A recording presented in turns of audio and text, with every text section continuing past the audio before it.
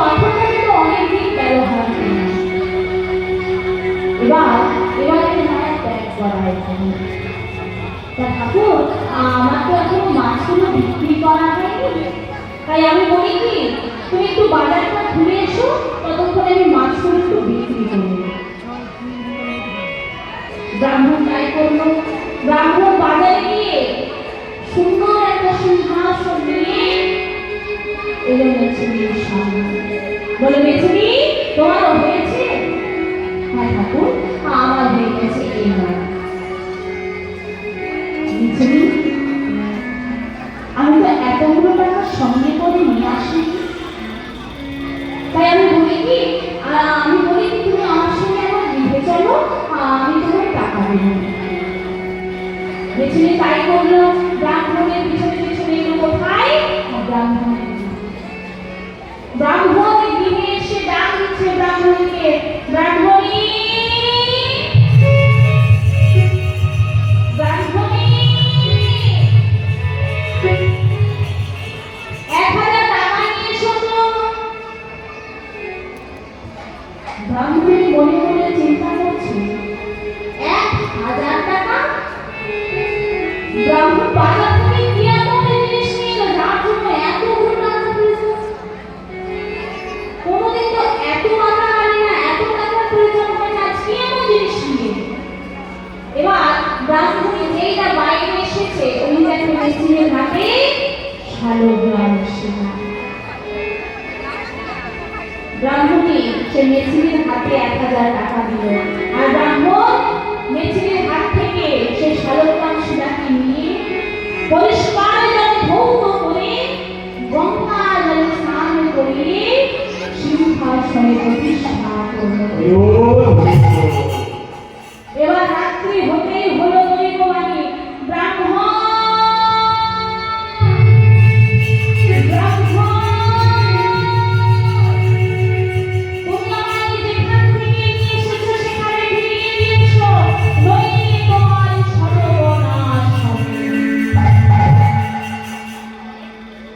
ব্রাহ্মণ বলছে, ঠাকুর, একবারে যখন আমি তোমায় পেয়েছি, একবারে যখন আমি তোমায় পেয়েছি, আর তো ছাড়বো না।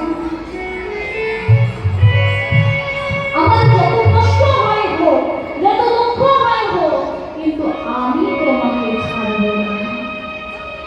মাগো, পরদিন সকাল হতে ব্রাহ্মণের কাছে খবর এলো, ব্রাহ্মণের একমাত্র সন্তান, বাইরে কর্মরত তার পুত্র সন্তান মারা গেছে। ব্রাহ্মণীকে জিজ্ঞেস করে, দয়া করো না, দয়া, আমি কি এমন অপরাধ করেছিলাম দয়া করে, যার জন্য আজ তুমি আমার সন্তানকে কেড়ে নিলে? বলো না দয়া, আমি তোমায় ভালোবাসি, আমি তোমায় ভালোবেসে কাছে রাখতে চেয়েছিলাম, এটাই কি আমার অপরাধ ছিল দয়া? কেন দয়া? বলো না দয়া, আমি যে তোমায় ভালোবেসে কাছে রাখতে চেয়েছিলাম দয়া। সবাই তো শেষের দিনের জন্য একটা করে সন্তান চায়, সন্তান হয় পিতা মাতার শেষের দিনের শেষ অবলম্বন, বেঁচে থাকার একমাত্র ভরসা। তুমি তো আমাকে দিয়েছিলে দয়াময়, বলো না দয়া, যদি সে সন্তানে কেড়ে নেবে, তাহলে কেন দিয়েছিলে সে সন্তান? বলো না দয়াময়, কেন কেড়ে নিলে আমাদের সন্তানকে?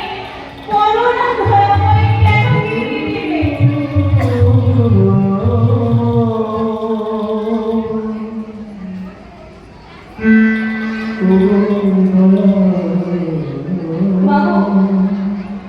সাধারণ মানুষ কানে সংসারে দুঃখ কষ্ট পেয়ে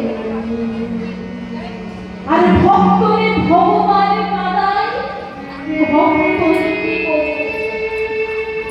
কৃষ্ণ বলে কাঁদলে পরে দূর হয়ে মনের কালি, আর হৃদয়ের মাঝে দেখা দেয় আমার গোরা বনমালী। বিদায়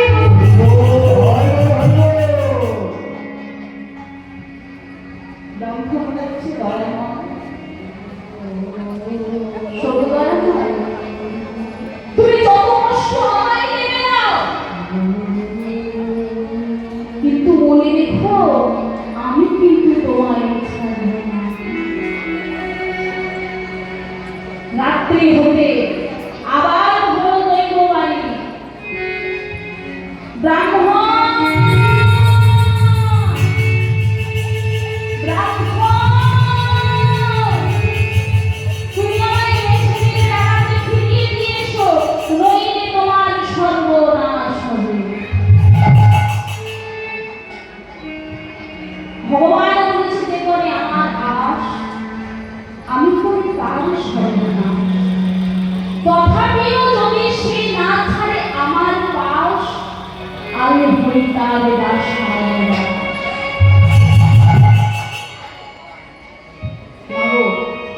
পরদিন সকাল হতে ব্রাহ্মণের স্ত্রীও মারা গেল। ব্রাহ্মণ আজ একা, সন্তান নেই, স্ত্রী নেই, শুধু বাড়িটি আর ওই শালগ্রাম বসিয়া। ব্রাহ্মণ কি করে? সকালবেলা স্নান করে ভগবানের সেবা করে, তারপর ভিক্ষায় বেরিয়ে যায়।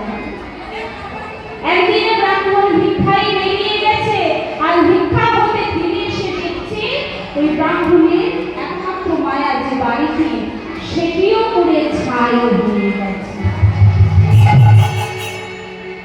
কিন্তু ওই শালগ্রাম শিরা একই রকম আছে। ব্রাহ্মণ সে শালগ্রাম শিলাটিকে বুকে জড়িয়ে ধরে বেরিয়ে গেল, বলে দয়াময় তুমি এত করুণা, এত তোমার করুণা, এত তোমার দয়া। এই বাড়িটি ছিল আমার একমাত্র মায়া, সন্তান নেই, স্ত্রী নেই, এই বাড়িটি ছিল একমাত্র মায়া। আর সেই মায়াকেও আজ তুমি হরণ করে নিলে।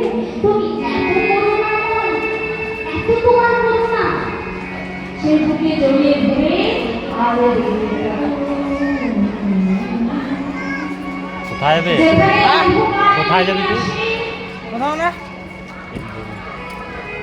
যেখানে অন্ধকার নেমে আসে সেখানে শালগ্রাম শিলাকে বুকে জড়িয়ে আরো বসে পড়ে।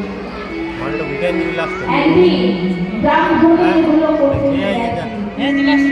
উঠে দাঁড়াবার মতো ব্রাহ্মণের আগে সেদিন শক্তি নেই মা, সঙ্গে ঝড় বৃষ্টি বিদ্যুৎ।